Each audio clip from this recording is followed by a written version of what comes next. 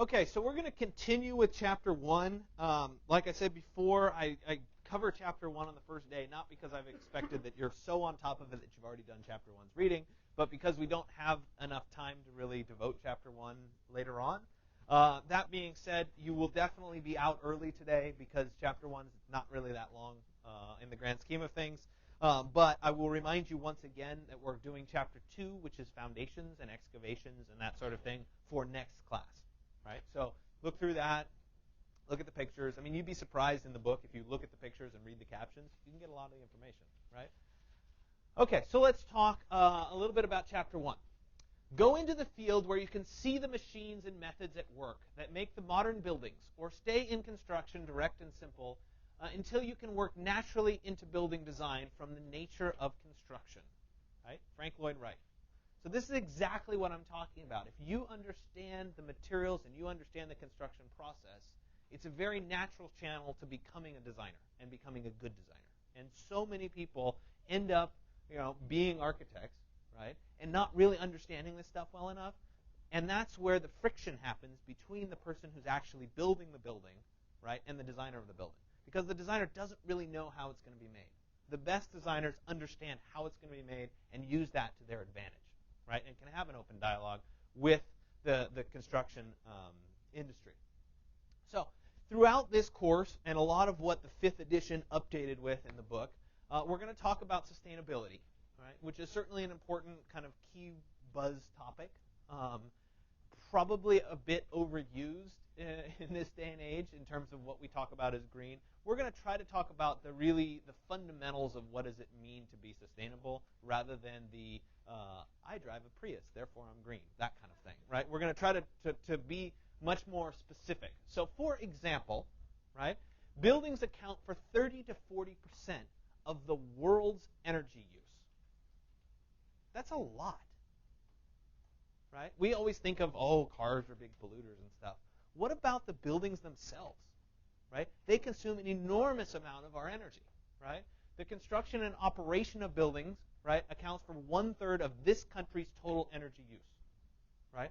The construction and ongoing operation of a building, right? It's a lot. It's a lot, right?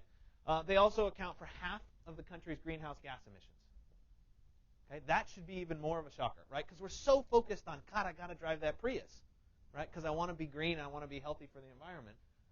Most of the time, we don't think about what are our buildings doing.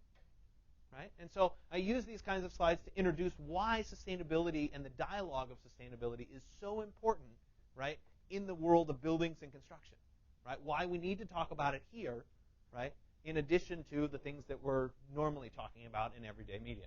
Can someone define sustainability? Give it a shot. Anybody? There's no right and wrong answer. You don't have to be shy. Give it a shot. Yeah.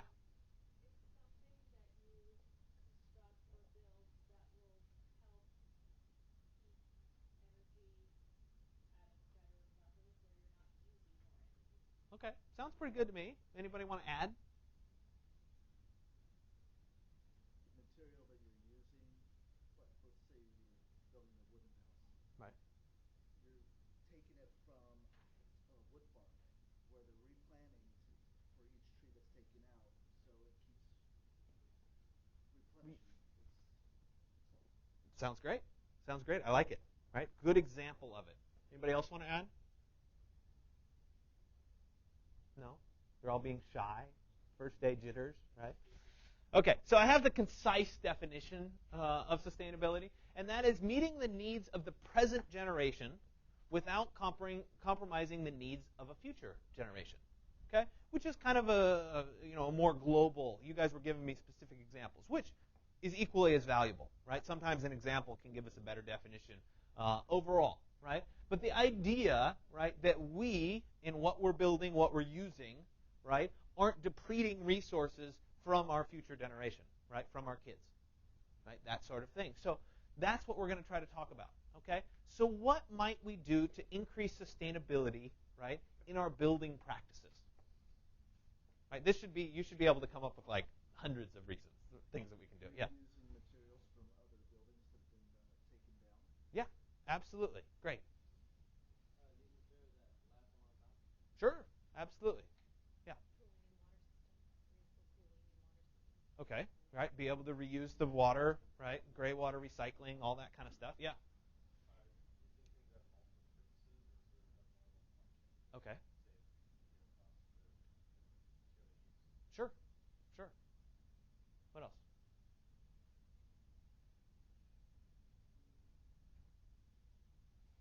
Give me one more. Somebody give me one more thing. Yeah. Energy efficiency.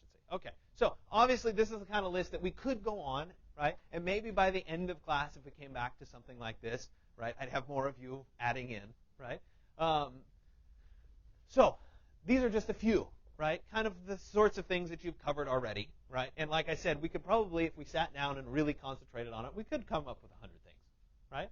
But the idea here is that we're going to reduce the building energy use, right? Maybe utilize solar, right, to help either photovoltaics that are going to generate electricity that the building needs, or better yet, right, natural daylight that's getting into spaces, right, thermal swings, using the heat of the sun to heat and cool the building, those kinds of things, right? Wind to naturally cool the building, right? Stack cooling, open windows at the bottom, open windows at the top, let the natural flow of air help to cool your building. Those are all things that we can do that can help the sustainability of the particular building, right? We talked about, right, kind of the using wood from sustainable forests, right? If we reuse existing buildings instead of tearing them down, right? So this is kind of one of those great things. Does anybody know the average life of a track house? A track house. 30 years. How about that? Okay? So the houses we're building, right, are designed to last only 30 years, right? Think about the Victorians in San Francisco, right? They weren't built to last 30 years. They were built to last 150 years, right? So we, in thinking about how we're building a building, maybe we should think about building a better quality building, right, so that it can last and be reused or be reused by different people for a longer time, right? And even if you go back, say, to the 50s ranch house era, right, generally speaking, those are better built than the houses that are being built today, right? Now, there have been some advances in terms of foundation work and that sort of thing, so maybe there's fewer cracks in the houses today and that sort of thing. And if they're built right, they are built to last, right? And that depends on money and those kinds of variables that are always there, right?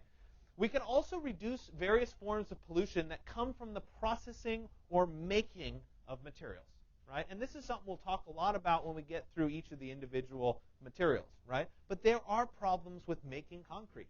There are huge problems with it. There are problems with steel, which everybody should think of as a very recyclable material, right? But there are problems with that. And we'll talk about what those are as we get a little bit further down the road, okay? So let's think about sustainability in terms of the building life cycle, right? So we've got the origin and manufacture of materials for a building, right? Is it a renewable material or not? Did it come from a sustainable forest where they're replanting trees, right, to make up for the ones that they cut down, right? Or is it something we're using up a natural resource to be able to make, right? Can the material be, or is the material a recycled material, right? Steel is a great example of that, right? Almost all steel that we use today is recycled steel, right? Most of the steel that we use in building comes from cars, right? They melt it down and they make new steel out of it, right? So it's a very recycled material, which can be a good way of increasing sustainability, right? The other thing is how much embodied energy is in the material, right? This is how much energy it takes to produce and to ship the material, right? So the great example of this, right, isn't in the building world, right? It's you go to the store, right, and how many people have ever bought those cute little containers that say Fiji water on them, right? Anybody ever bought those? It's good water, right? Okay. So, yeah, somebody has, right?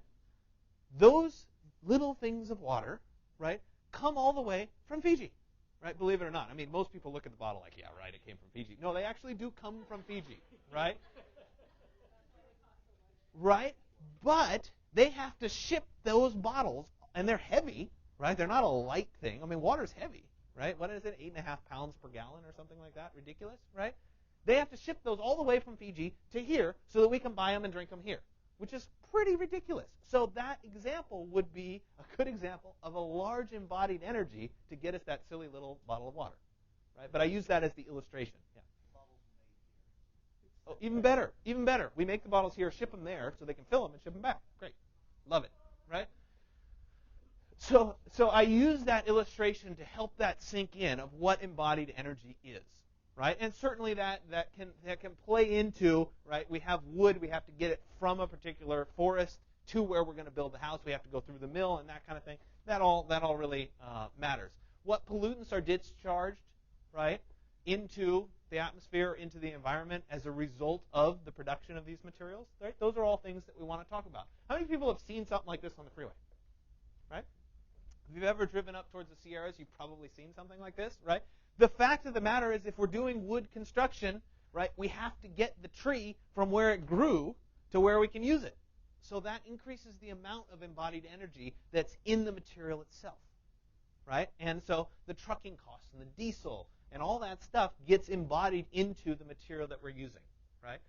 The similar example, and we'll go through these kinds of things again, right? We crash our cars here, right? We grind them up and we ship them to China, and then China makes great steel beams for us and ships it back to us so we can build with them, right? That kind of stuff adds a bunch of embodied energy, right? Okay, so moving on, right? Construction of the building. How much energy is used to transport the material to the site, right? So depending on what building method you have, you're transporting more material, right? If you're doing a prefabricated building, right, or an off-site fabrication of a building, right, you got to transport all that material to wherever it's being made, right? You're building the Bay Bridge. Heck, you got to bring the crane in from somewhere, right? All that stuff costs money, right?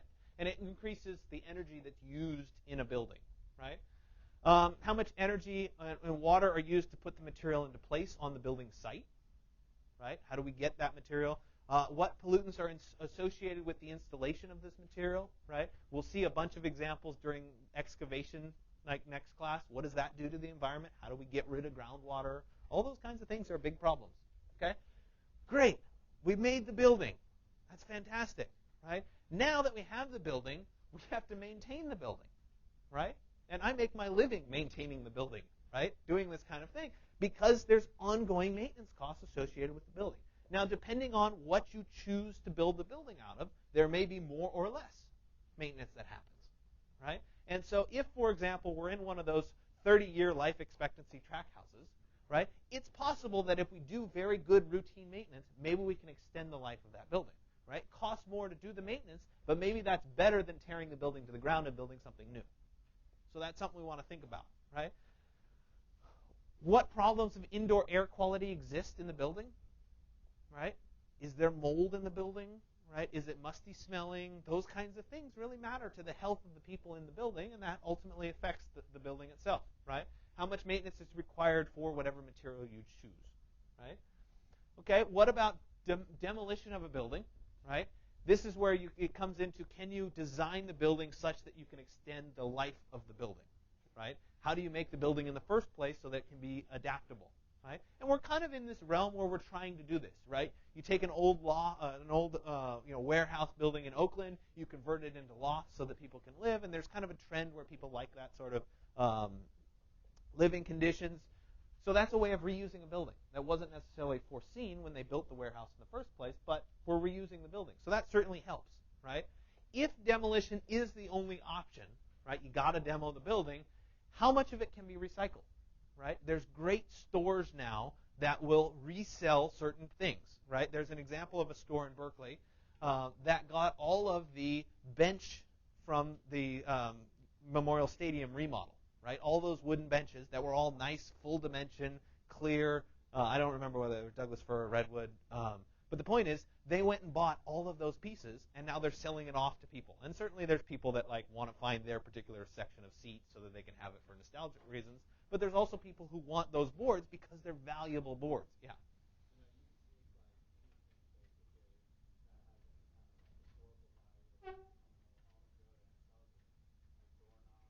Yeah. No, there's a bunch of those stores in Berkeley that'll do that kind of thing, and there's certainly a value to it. And so the point here is there a way when you're demolishing a building to actually be able to reuse as much of the material as possible, right? And it's actually kind of a joy when you're working on an older building and you get to, you're tearing down a particular piece and you get to go, salvage a bunch of wood. I have a personal story where I was working on a project in Lafayette that had it was an old farmhouse type building. and it was time to tear it down. And of course, we could hire the companies to come in and munch it up with the tractor. But we're like, we ought to at least expose the roof because it was an older building and just see what's they use for sheeting and that sort of thing. And so we pulled the roof off, and it turned out it was the sheeting on the roof was full dimension 1x12 clear redwood. Right? You can't even buy that today. Right? It was tight vertical grain redwood. I mean, if you were to go buy that, it would be ungodly expensive. Right? And so we just took it all off and have saved this wood around so that whenever we build something out of redwood or we need new trim or whatever, we can use this old redwood. Right? And so those are the kinds of things that really increase the sustainability of a building because it can be used down the road. Okay? So let's talk a little bit about the work of a design professional.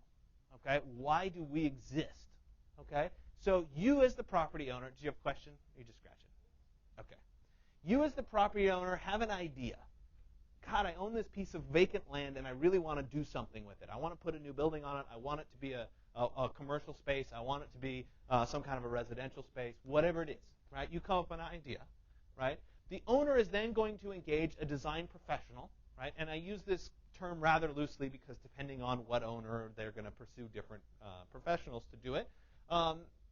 Usually it's some kind of an architect or engineer, right? In some cases, and I have a friend who works in this industry, let's say you want to develop a large housing project.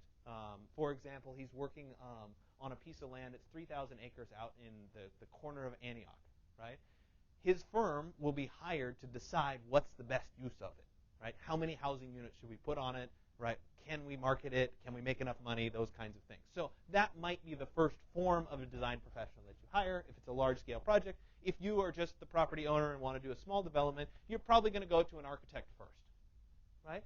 That architect or engineer or company, right, is going to develop some kind of a scheme or an idea for the building.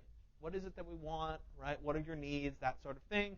The design is going to progress in layers from there, adding more and more detail, right? Ultimately getting to the local planning authorities for approval, right? Do they like it? Do the neighbors like it? Or will they accept it? That kind of thing, right? Ultimately, it'll go from there into some form of construction documents, right? Something that shows somebody how to build this particular building. Then the owner is going to go out and engage a contractor or a construction manager to go do the physical work of building the building. And that's when the construction process is going to begin, right? It's often the design professional's job, right, to sort through and to weed through all of the different variables and all of the possible methods of construction and the materials that are available and come to what is the appropriate use of materials, what is the appropriate type of construction for this particular site, for this particular use, right? So it's their job to weigh all these options, and that's why you take classes like this, because you're hoping to learn that kind of stuff so you can make more informed decisions as the design professional in this case, right? It's the intent of my course, right, to really make you into that person that can weigh all of those various options and decide what is appropriate, right, for a particular project, for a particular building, right? So, what kinds of restrictions might exist, right, in this grand scheme? So the first thing is a zoning ordinance. Can anybody tell me what a zoning ordinance is?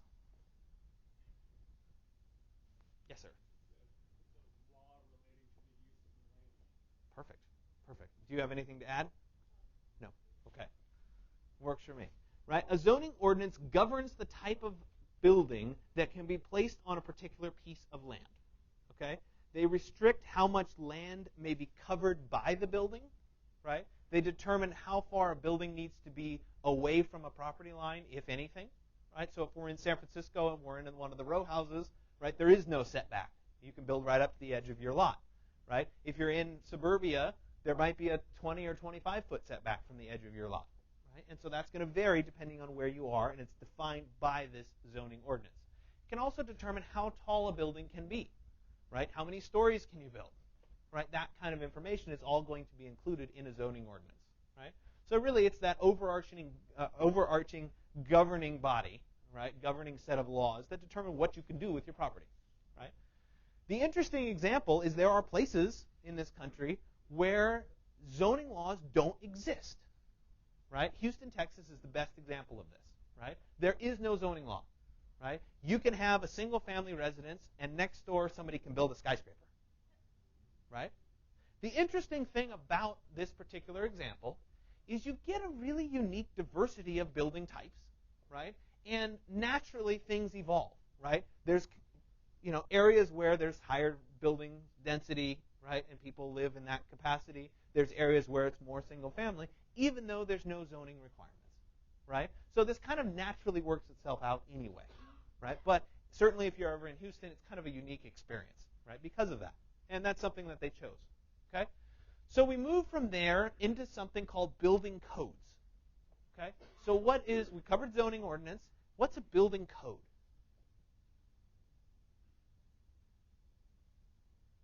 That picture should give you some idea of what a building code might involve. Maybe? Anything? Yes, sir. Did you read the book ahead of time? That's dead on. It's to protect public health and safety, and it's going to set minimum standards for construction quality, structural integrity, durability, livability, accessibility, right, and ultimately fire safety, right? So we don't end up with things like this that should make you really, really nervous, right? So we avoid those kinds of things.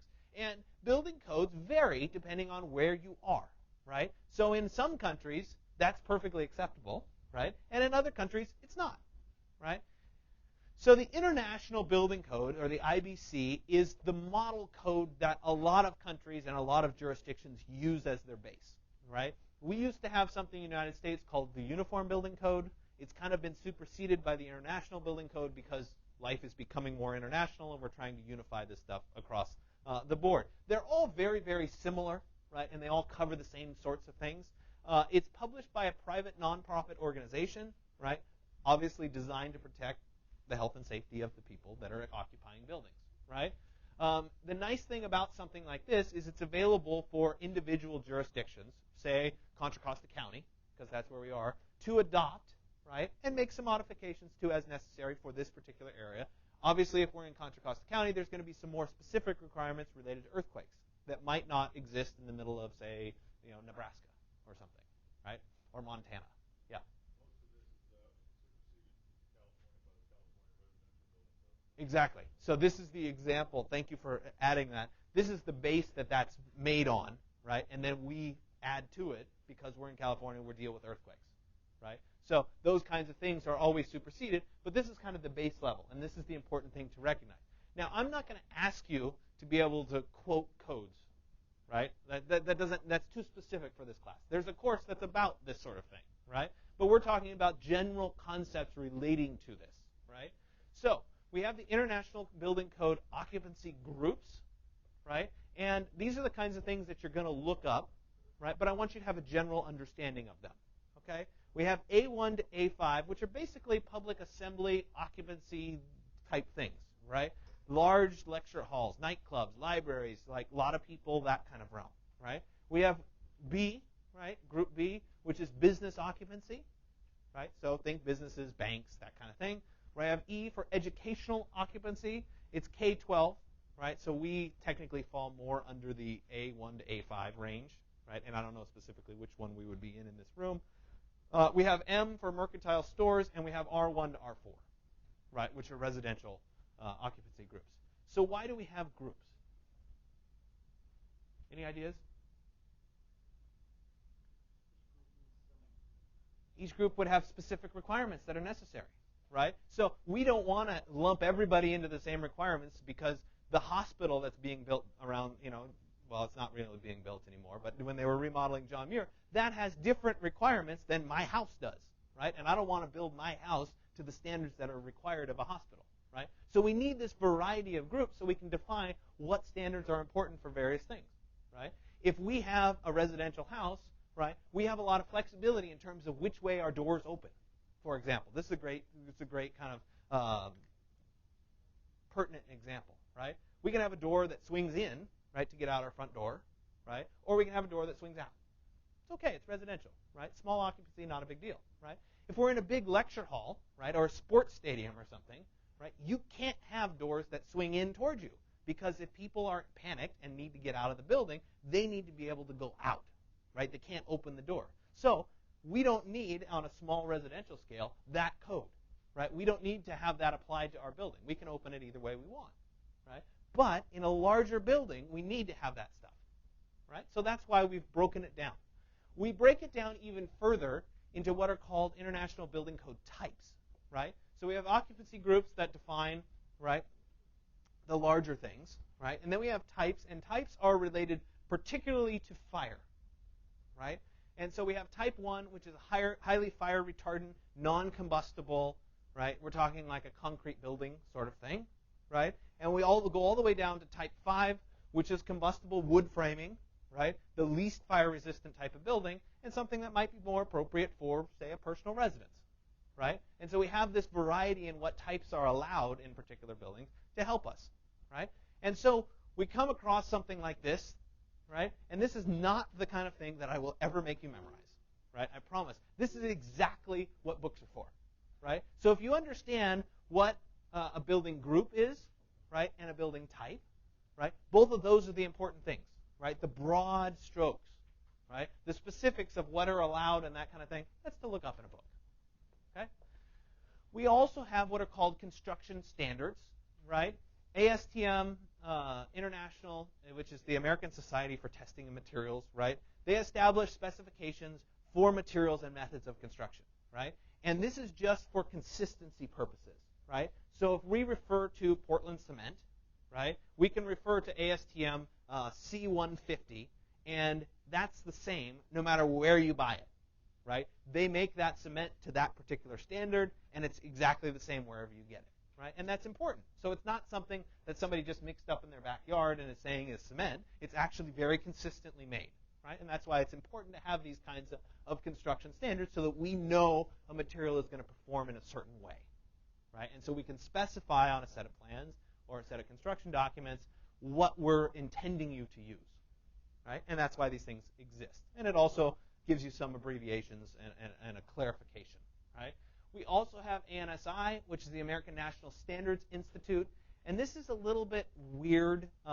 They certify a variety of things from windows to safety glasses and stuff. So it's a set of standards that kind of certify that this is acceptable, right? But they're kind of hit and miss, right? As opposed to the ASTM standard, which are very concrete and very precise. Okay? So let's talk a little bit more about the construction of buildings and the way we might go about constructing a building. We have what is considered to be the most traditional mode of building a building, which is the design, bid, build system of construction, right? And so the idea here is that it's the typical order that we're going to go through for a residential house. We do the design first, then we do the construction of a particular building, right? And so the idea here is that we have the owner, right? The owner then engages the architect and the engineer, right, to do the design work. Then the owner goes and gets the general contractor, and they build the building, right? We can do a design-build construction, right, which is a little bit different, but it's going to integrate the design and the construction. And so if I were to classify myself, right, I would fall more under the design-build than I would under the design-bid-build, right? And the idea behind this is that you as the owner, right, would hire one person or one firm that represents both the design work and the construction work, right? And it gives you some highly unique kind of custom results because not everything has to be resolved ahead of time. And so we were talking over the break about some of my flips as an example. And in that particular example, I could go to the city of Walnut Creek and give them a very minimum set of plans because I didn't need some architect or designer specifying everything that I was going to do because I could make that decision in the field, right? So I could do less work up front and adapt my design as it went, right? I could change things, I could move things around, and I didn't have to build it exactly as I drew it, as long as I met the building codes and that sort of thing. So it can give you a lot of flexibility, right? Because not everything has to be planned ahead of time, which is nice. And there are firms that specialize in this. There's a great firm, Joinery Structures in Oakland, that does this kind of work, right? Where you engage them to do the design work, and then they also build the particular project. It can be great, though it requires an incredible amount of trust between you, the owner, and whoever's doing the design build work, right? It's great if you own the property yourself, right? Because I can do it all, that's not a problem, right? But if you're the owner and you're engaging a design-build firm, you have to have a lot of trust because you're not going to see everything that's going to be done ahead of time, right? So then we have what's called construction management at a fee, right? And so the idea here is that the owner engages the architects and the engineers, right? The owner also engages a construction manager, right? And they pay that manager to manage the building, right? And then the owner engages construction subcontractors, right? And they might engage a general contractor that then engages subs, right? You can break this down slightly differently, but the construction manager at a fee is responsible, right, to manage the project, but they're not ultimately accountable for deadlines that are missed or money that's gone over budget or that sort of thing, right? They're just being paid to be the intermediary between the owner and the person actually building the building, okay? So that's construction management at a fee, but they're not directly responsible for the construction work, right? They're just helping to manage it, right? The other option here is this is construction management at risk, right? This is where you as the owner, once again, hire the architects, they do the design work, then you go out and you hire a construction manager, right? The construction manager then goes out and hires the contractors, right? So in this particular example, they're held accountable and they're held liable for everything that happens in the construction end, right? The reason somebody might go this route is because the construction manager has more of an opportunity to make more money, right? If they do the work fast, they do the work on time, they do the work on or under budget, they have the potential to earn more money, right? And that might be a method. Likewise, it really takes the owner pretty far out of the picture, right? This construction management company has all the motivation they need to do a good job, right? Because they're at risk as opposed to just being on the payroll, okay? So what can that really do for actually building a building, okay? This first bit, which is design, bid, and build, is sequential construction, right? And the idea here is that we have a design phase that, in this example, lasts 3 months, right? Then we have a bidding phase where we take that finished set of construction documents and we hand it off to a contractor, and they say, this is how much I'll take to build it, right? Likewise, they hand it off to someone else. They write a bid. They hand it off to a third person. They write a bid, and they select who they're going to have to build the building, right? As soon as they've decided on who the person is that's going to build the building, they begin building the building, okay? If we do a phased construction, right, we can have stuff where we're doing design work of the foundations, right? Then we're bidding those particular foundations, right? Because it's close. See how this corresponds to that line? We can start bidding because we've done that. Then we're designing the shell and core, right? And so that's then going to start here, right? Then we're designing the interiors, which is then going to start here, right? So you notice that time's getting shorter, right? Likewise, we come down to construction. We've already started, right, the base of construction before we finish designing the building, right? So this can really shorten the amount of time that it takes to build the building, right, which is the big advantage of this sort of thing, okay?